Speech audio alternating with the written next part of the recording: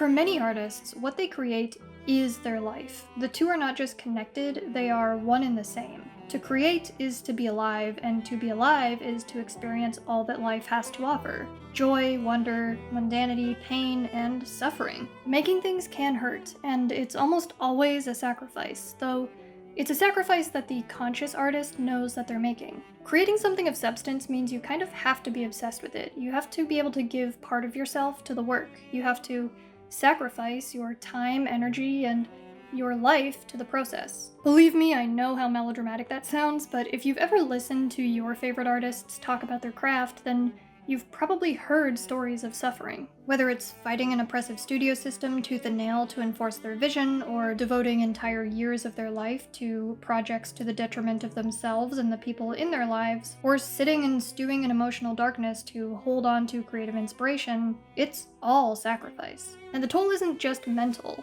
Fingers bleed, hands develop calluses, muscles and bones ache, there's a dog sniffing in the microphone, go to ground.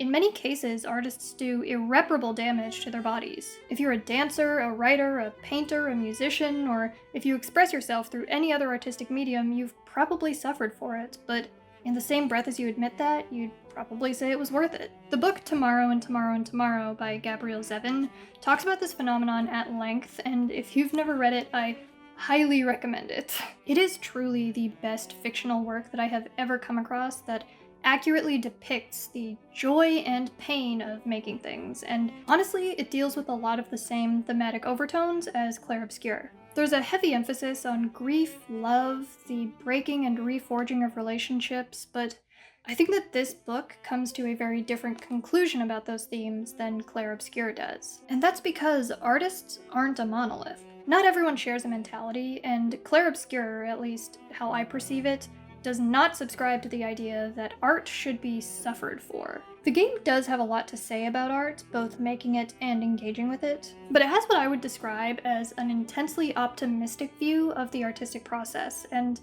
that view deeply affects both the logic of the game world and the messaging of the work itself, intentionally or otherwise, and I find that so fascinating.